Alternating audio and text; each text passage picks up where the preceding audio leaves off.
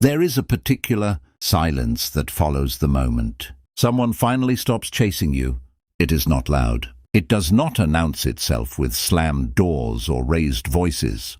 It arrives quietly, a message left on read, a chair that stays empty, a name that no longer appears on a screen. And it is in that silence, that abrupt and unfamiliar quiet, that the people who once dismissed you, who once treated your presence as guaranteed, begin to feel something they never expected to feel: regret. Not because you punished them, not because you screamed or begged or demanded to be seen, but because you simply stopped. You became still. You became whole without them, and there is nothing on this earth more disorienting to a person who took you for granted than watching you walk away complete. Today we are going to walk through 9 attitudes, ancient, unshaken, deeply stoic in their architecture, that do not seek revenge, do not seek attention, and do not seek to make anyone suffer.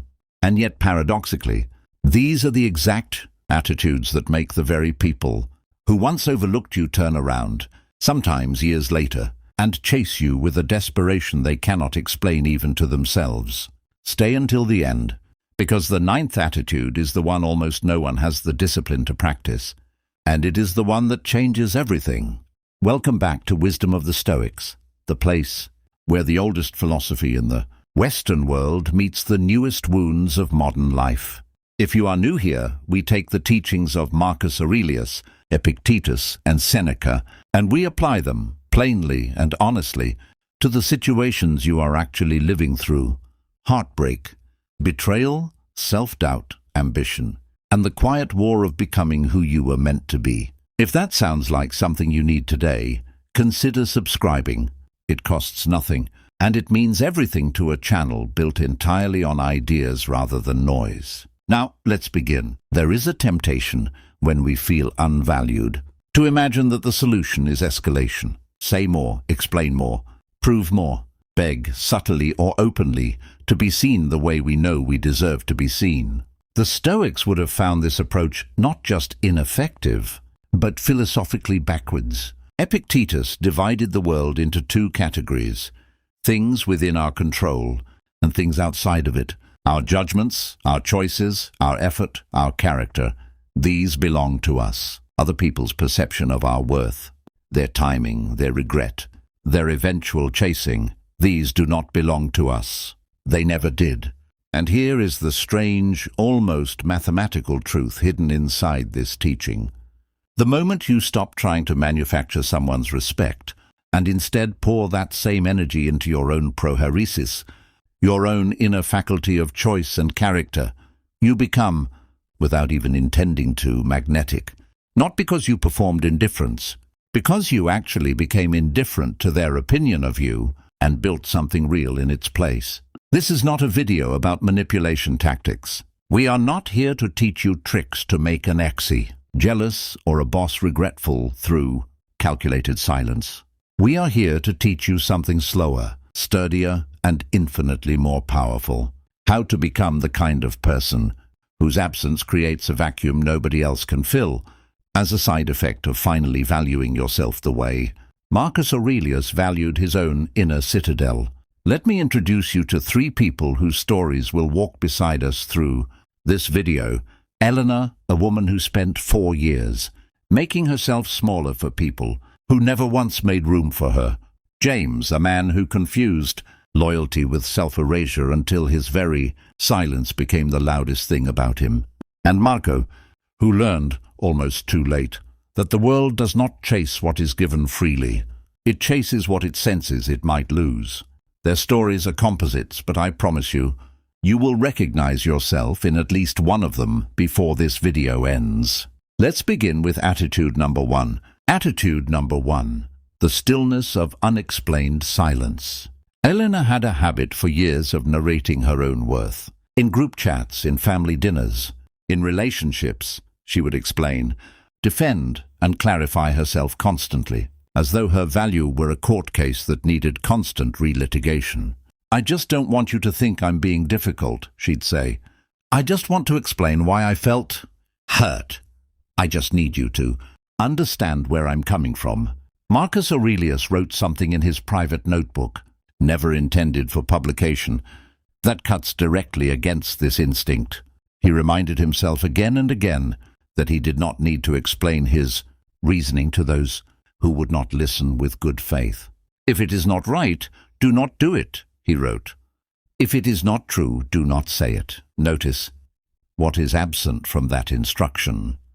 There is no clause about convincing anyone else of your rightness. The Stoic obligation is to align with truth and virtue internally. It is not to win the argument externally. Elena's turning point came on an ordinary Tuesday. A friend, one she had bent over backward for repeatedly, cancelled on her for the fourth consecutive time, this time for something trivial. In the past, Elena would have sent a paragraph. She would have explained how it made her feel, cited the pattern, asked for change. This time she typed one sentence, "No worries," and then she put the phone down and did not pick it up again that night. No confrontation, no lecture, no performance of hurt feelings designed to extract an apology. Just stillness. Here is what almost nobody expects. Unexplained silence is disorienting to people who are used to being chased.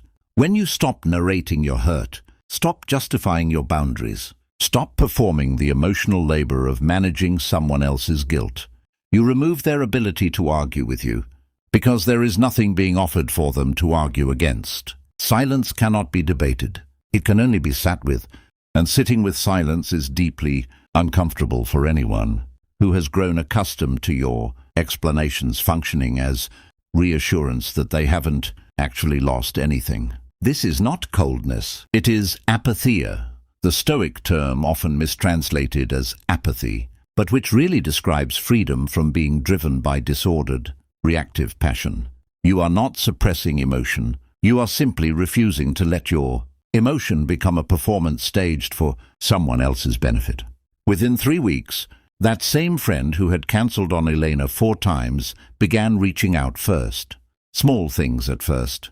A text checking in, an invitation to coffee. Elena hadn't done anything except stop doing what she used to do. And that absence was, ironically, the loudest message she had ever sent. If you have ever caught yourself over-explaining a boundary, drop a comment below with the word stillness. I want to know how many of you recognize this pattern in yourselves, because I suspect it's more of you than you think. Attitude number 2, the refusal to compete for a seat at the table. James spent the better part of his 20s trying to earn permanent membership in circles that only ever offered him conditional access. A friend group that included him when convenient. A romantic partner who kept him in a strange orbit, never fully committed, never fully released. A workplace that praised his contributions in private and forgot to mention his name in public. James's mistake, and it is one of the most common mistakes a person can make, was believing that if he simply worked harder at being valuable, the conditional access would eventually convert into unconditional belonging. Seneca warned against exactly this miscalculation in his letters to Lucilius. He observed that some men spend their entire lives preparing to live, arranging every circumstance in hopes that someday, once enough conditions are met, they will finally be at peace, finally be respected, finally be enough. Seneca called this a kind of living death, postponing your own dignity indefinitely, always contingent on someone else's approval arriving on schedule. The turn for James came during a work project. He had quietly carried a team for months, staying late, fixing errors that weren't his, absorbing blame that wasn't his either, all in hopes that recognition someday would arrive. When the recognition finally came, it went to someone else, someone louder, someone who had done less work but asked for more credit. The old James would have worked twice as hard the following quarter, hoping the injustice would eventually correct itself if he simply proved his worth beyond doubt. The new James, the one shaped by months of quietly absorbing Stoic principles he hadn't yet had occasion to test, did something different. He stopped competing for the seat. He didn't quit dramatically. He didn't send an email outlining every slight. He simply began doing his job well, without the invisible campaign for approval running underneath every action. He stopped staying late for praise. He stopped over-functioning to be noticed. He began treating his own competence as sufficient unto itself, a Stoic idea. Marcus Aurelius returns to repeatedly, that virtue is its own reward, requiring no external witness to be complete. Something remarkable happens when a person stops competing for a seat. The table often turns around and offers it to them anyway, not because the strategy worked, but because desperation has a scent and its absence has an equally distinct one. People are drawn, almost against their will, toward those who no longer seem to need them. 6 months later, James was pulled aside by a director 2 levels above him, someone who had barely acknowledged his existence before, and offered a promotion James hadn't applied for. This is oikeiosis in its mature form, the Stoic concept describing our natural expanding circle of concern, which begins with self-preservation and radiates outward. But it only radiates healthily outward once it has first been properly rooted inward. James had spent years trying to root his sense of belonging in other people's tables.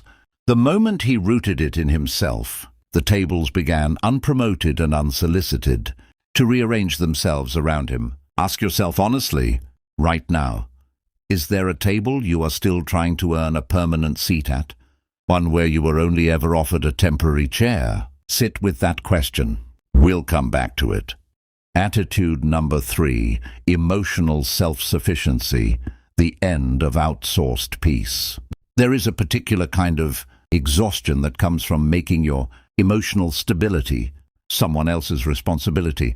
You wait for their text to feel calm. You wait for their apology to feel resolved. You wait for their validation to feel worthy. And in waiting, you hand over the one thing Epictetus insisted, above all else, must remain entirely your own, your inner state. Marco lived this exhaustion for the better part of a relationship that lasted 3 years.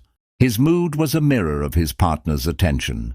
A warm message and he floated through his day. A cold, delayed reply and his entire evening collapsed into anxious rumination. He was, in the Stoic sense, enslaved, not by chains, but by his own outsourced peace, handed over daily to someone who hadn't asked for the responsibility and, frankly, wasn't equipped to carry it. Epictetus opens his Enchiridion with the very distinction that would have saved Marco years of suffering. Some things are up to us, others are not.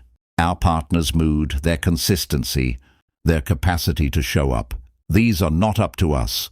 Our own composure, our own response, our own inner architecture, these are entirely up to us, always without exception, regardless of what anyone else does. The shift for Marco did not happen in one dramatic moment. It happened slowly, almost invisibly, through the accumulation of small refusals. The refusal to check his phone every 10 minutes. The refusal to let a delayed reply dictate his mood. The refusal to treat someone else's inconsistency as a referendum on his worth.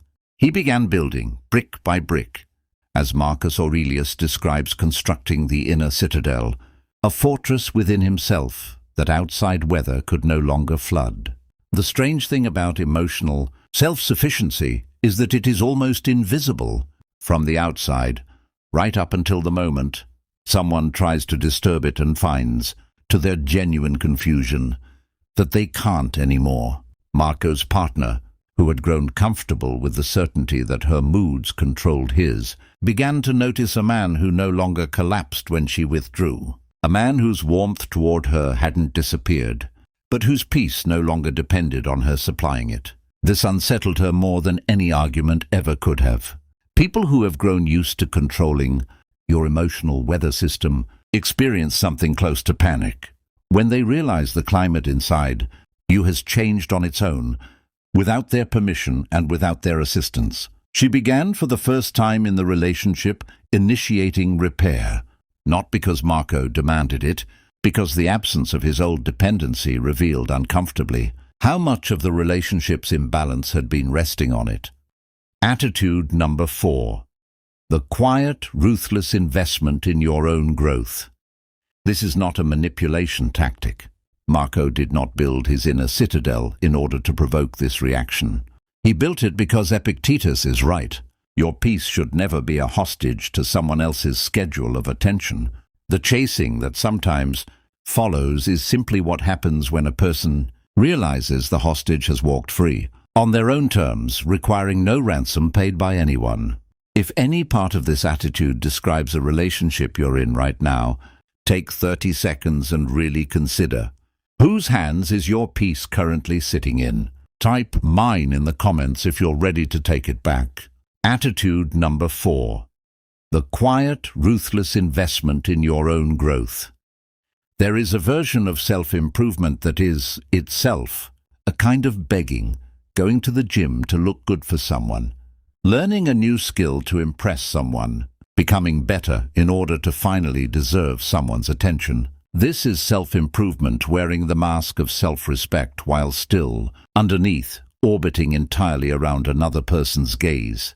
Then there is a different version, the version the Stoics actually taught, where growth is undertaken with total indifference to whether anyone is watching at all. Eleanor, whom we met earlier, entered this attitude almost by accident, after she stopped over-explaining herself to people who didn't deserve the explanation. She found herself with an unusual surplus, hours in the evening. She used to spend drafting long messages, justifying her feelings, energy she used to spend anticipating other people's reactions. She didn't know what to do with the surplus at first. So she picked up an old interest she'd abandoned years earlier, painting. She didn't post it anywhere. She didn't tell anyone. She painted badly, then less badly, then genuinely well over the course of about a year, in near total privacy. Marcus Aurelius wrote to himself, again, in notes never meant for an audience, that the tranquility we seek is available to us the moment we retreat into our own mind, our own reasoning, our own discipline, regardless of external circumstance. Elena's painting became, without her fully realizing it, a practical exercise in exactly this retreat. What she could not have predicted was how this quiet, unwitnessed investment in herself would eventually ripple outward. A year later, at a gathering she almost didn't attend, someone noticed a photograph of one of her paintings on her phone's lock screen and asked about it. The friend group that had once treated her as an afterthought suddenly saw a dimension of her they hadn't known existed, not because she announced it, but because it had simply, quietly, become undeniably real. There is something the Stoics understood intuitively that modern psychology has only recently caught up to. People are not drawn to declarations of worth. They are drawn to the evidence of a life being well lived, evidence that requires no explanation because it speaks for itself. When you invest ruthlessly and quietly in your own growth, not to prove anything to anyone, but because Marcus Aurelius reminds us that our remaining time is genuinely, uncomfortably limited and wasting it waiting for others. Approval is its own tragedy. You generate a kind of gravity. People who once overlooked you begin, almost helplessly, to notice the orbit shifting. This is memento mori in practical form. Remembering that your time is finite is not meant to produce despair. It is meant to redirect your energy away from the exhausting project of being chosen by others and toward the sturdier project of becoming someone worth choosing, first and primarily, for yourself. Before we continue to Attitude 5, I want to ask you something honestly.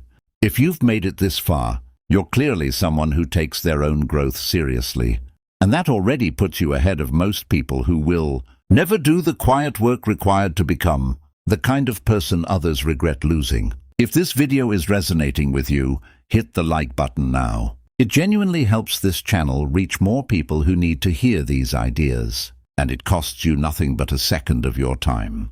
And if you haven't yet subscribed, consider joining the small but growing community of people here who are choosing philosophy over impulsivity and character over chaos. Now, let's continue, because Attitude 5 is where things get uncomfortable for anyone who is ever confused. Peacekeeping with self-abandonment. Attitude number 5, the end of peacekeeping at your own expense. James's story returns here in a different chapter of his life. Long before the workplace incident, James had been, by his own admission, a chronic peacekeeper. In every disagreement, he was the one who apologized first, even when he hadn't been wrong. In every group decision, he was the one who deferred, even when his preference had been reasonable. He believed, quietly and without ever examining the belief closely, that keeping the peace was the same thing as being good. Epictetus would have gently corrected this belief. He taught that virtue requires the courage to speak truthfully and act rightly, even when doing so disturbs a false peace, a peace that was never real to begin with. Only a truce maintained by one person's constant self-erasure. A peace purchased at the price of your own dignity is not peace. It is a slow, ongoing surrender. The moment that cracked this pattern for James was small, almost embarrassingly so. A friend suggested in front of others that James's opinion on a shared project didn't really matter that much, since he wasn't really the creative type. The old James would have laughed it off, agreed even, to keep the room comfortable. The new James, the one who had begun slowly to internalize the Stoic distinction between what is and isn't within his control, said simply, "I disagree, and I'd like to be included in that decision." No raised voice, no dramatic confrontation, just a plain, undefended assertion of his own standing. The room went quiet. For a moment, the particular quiet that follows when someone stops performing smallness. And something shifted. Not immediately, not dramatically, but unmistakably. People who had grown used to James absorbing every slight without resistance began, slowly, to treat him with a degree of consideration they hadn't extended before. Not because he demanded respect, but because he stopped rehearsing its absence. Marcus Aurelius wrote that it is not events that disturb people, but their judgments about events. James's old judgment that keeping others comfortable was more important than his own dignity had disturbed him for years, disguised as kindness. Once he corrected the judgment, the disturbance didn't just ease, it reversed, and those who had once taken his silence for granted began, almost imperceptibly, seeking his actual opinion, because they sensed, correctly, that it now came at a cost to ignore it. Attitude number 6, the discipline of not reacting to provocation. There is an old story about Marcus Aurelius that captures this attitude perfectly. Even if apocryphal in its exact details, it is said that when insulted publicly, he would pause, consider the insult with the same detached curiosity he might apply to studying an unfamiliar insect, and respond, if he responded at all, with such calm that the insult seemed to evaporate before it ever landed. Elena faced a version of this test when a family member, during a holiday gathering, made a pointed comment about her life choices in front of the entire table. The kind of comment engineered to provoke a reaction, to draw her into a defensive spiral that would confirm publicly that she was too sensitive or difficult. The old Elena would have taken the bait immediately, defending herself passionately, inadvertently proving the very narrative the comment was designed to establish. The Elena who had spent a year quietly painting, quietly building her inner citadel, did something different. She smiled, genuinely, not performatively, and said, "That's an interesting way to see it," before returning calmly to her meal. There was no counterattack, no defensive monologue, no visible disturbance at all, and here is the part almost nobody expects. Provocations that fail to provoke become, very quickly, embarrassing for the person who issued them. The family member, who had expected a reaction to feed off of, was left holding an insult that had nowhere to land. The table's attention, rather than turning against Elena, turned uncomfortably toward the relative who had tried and failed to unsettle her. Epictetus taught that no one can insult you without your cooperation, your agreement, internally, that the insult is deserved, or that it threatens something real. Elena's calm was not suppression. It was the genuine absence of that internal agreement. She simply did not believe, at the level that mattered, that this person's opinion had jurisdiction over her worth. This is one of the most powerful attitudes on this list, precisely because it is the hardest to fake. You cannot perform calm under provocation for very long. Eventually, the mask slips if the underlying belief hasn't actually changed. But when it has genuinely changed, when you have done the internal work Epictetus prescribes, provocation simply stops working on you, and people who once relied on your predictable reactions to feel a strange sense of control begin disoriented, to lose their grip on you entirely. Have you ever refused to take someone's bait and watched them scramble to recover? Tell me about it in the comments. These stories are some of my favorite to read. Attitude number 7. The protection of your own time and attention. Seneca opens one of his most famous letters, On the Shortness of Life, with an observation that still lands with force nearly 2,000 years later. It is not that we have too little time, but that we waste so much of it. And nowhere is this waste more common than in the countless hours people spend making themselves available to those who show no urgency in return. Marco, after rebuilding his emotional self-sufficiency, noticed a pattern he had never questioned before. He was always the first to respond, always the one who rearranged his schedule to accommodate others, always available on a moment's notice for people who took days to reply to him.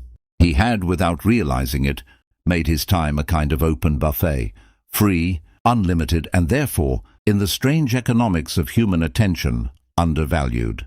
The shift began with something small. A friend who habitually cancelled plans last minute proposed a new outing.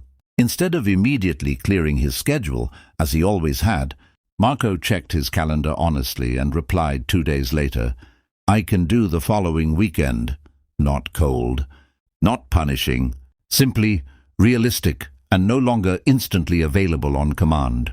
The friend's response surprised him. Instead of the mild indifference Marco expected, there was a scramble to accommodate his timeline instead of the reverse. Something about Marco's time suddenly having visible limits made it, paradoxically, more valuable in the friend's eyes. Seneca would recognize this immediately. He observed that people guard their property, their money, their possessions fiercely, but hand over their time, the only truly non-renewable resource, to anyone who asks, as though it costs them nothing. When Marco began treating his time the way Seneca insisted it should be treated, as the most precious thing he owned, not to be distributed carelessly to those who had shown no comparable regard for it, the people around him recalibrated, almost instinctively, how much they valued access to him. This is not gamesmanship. It is simply honesty about what your time actually costs you, communicated not through explanation but through the plain fact of your calendar no longer bending instantly for everyone. Attitude number E, the acceptance that some people will never appreciate you, and the peace that follows.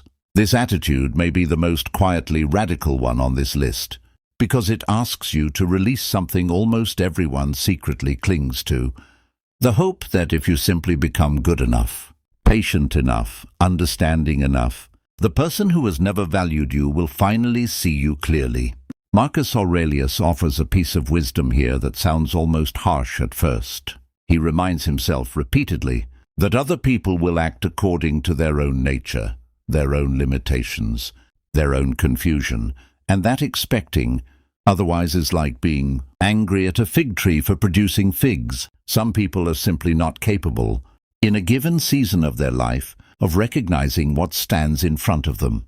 Elena's mother had never once, in Elena's entire adult life, offered the kind of validation Elena had quietly hoped for. Every achievement was met with a subtle redirection toward what Elena hadn't yet done. Every attempt at closeness was met with a faint, almost imperceptible withdrawal. For years, Elena interpreted this as a problem to be solved. If she just explained herself better, achieved more, tried harder, surely her mother would finally see her. The turning point was not dramatic. It was Elena one evening, quietly accepting a truth she had spent years avoiding. Her mother might never fully see her, and that fact, however painful, said something about her mother's capacity, not about Elena's worth. This is amor fati in its most difficult application. Not the love of pleasant circumstances, but the acceptance of circumstances exactly as they are, without the exhausting demand that they be otherwise before you can be at peace. What followed was not resignation, but liberation. Elena stopped performing for her mother's approval. She still called, still visited, still loved her, but she stopped waiting. And in that release, something her years of trying had never achieved happened almost on its own. Her mother, sensing for the first time that Elena's warmth was no longer conditional on being reciprocated, and no longer anxious for validation that clearly wasn't coming, began, tentatively, imperfectly, to reach toward her in small ways she never had before. This does not always happen. Some people never come around, and the Stoic teaching does not promise that they will. What it promises is something more valuable. Your peace no longer depends on it either way. And ironically, it is precisely this release of expectation that most often creates the conditions under which people who withheld appreciation finally, belatedly begin to offer it. Attitude 9. The attitude almost. No one has the discipline to practice radical self-completion.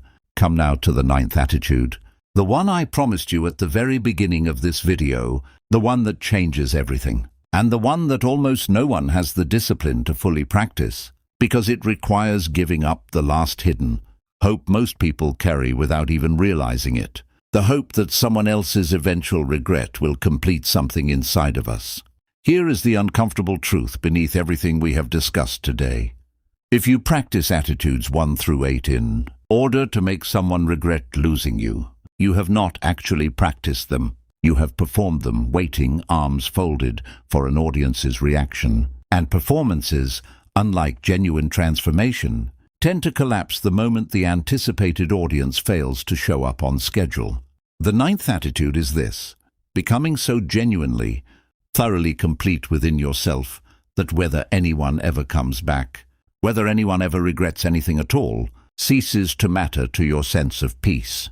Marco reached this point roughly 2 years after his relationship ended, the relationship where he had once outsourced his entire emotional weather system to someone else's attention.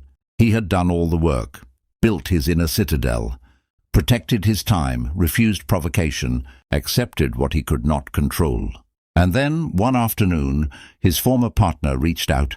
The chasing that so many people quietly hope for eventually arrived, an earnest message expressing regret, wanting to reconnect. And Marco felt something surprisingly quiet. Not triumph, not vindication, not even much urgency to respond quickly. He noticed, with a kind of calm curiosity Epictetus would have recognized immediately, that the message which once would have consumed his entire week now simply existed as information, interesting, but no longer load-bearing for his sense of self. This is the final, hardest teaching of Stoicism as applied to being undervalued. The goal was never to be chased. The goal was to become a person for whom being chased or not chased carries the same fundamental weight, because your worth was never actually up for debate to begin with, and it was certainly never something another person's attention could confer or withdraw. Marco did eventually respond, kindly and honestly, and they had a conversation, one conducted from a place of genuine wholeness rather than hidden hope. What happened afterward matters far less than what had already happened. Before that message arrived, Marco had already, quietly, completely, come home to himself. This is the paradox the entire video has been circling. The people who most reliably make others regret losing them are precisely the people who have stopped needing that regret to feel whole. The chasing, when it comes to a door that is no longer waiting to be opened. And that, more than any strategy or clever silence, is what makes it undeniable. Let's return for a moment to where we began. That quiet corridor, that single candle flame, that particular silence that follows when someone finally stops chasing. Elena, James, and Marco each walked through that silence in their own way. Elena learning that her stillness needed no explanation. James learning that a seat at someone else's table was never worth earning through self-erasure. Marco learning that his peace was never anyone else's to hold, and that even regret, when it finally arrived, could not shake a foundation that no longer depended on it. None of them set out to make anyone chase them.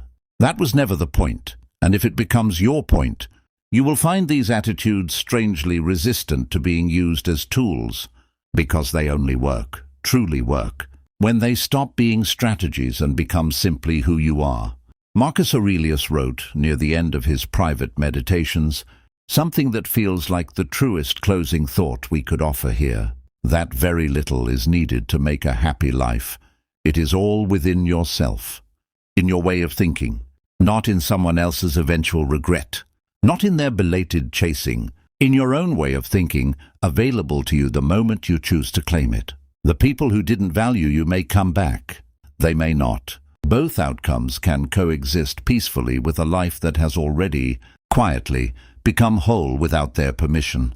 If even one of these 9 attitudes struck something in you today, I'd genuinely love to know which one in the comments below, not for the algorithm, though it does help, but because this community has become one of the most thoughtful spaces on this platform, and your reflections often teach the rest of us as much as the videos do. If this video gave you something to sit with, consider subscribing to Wisdom of the Stoics. We release new explorations of ancient philosophy applied to modern struggles regularly, and there is a good chance the next one will speak directly to whatever you're carrying right now. And if you know someone who has been quietly shrinking themselves for people who never deserved that sacrifice, share this with them. Sometimes the kindest thing you can hand someone is not advice, but permission. Permission to finally stop chasing and start becoming complete. Until next time, walk your path with dignity. Guard your peace like Marcus Aurelius guarded his. And remember, you were never required to earn a place that was only ever yours to claim.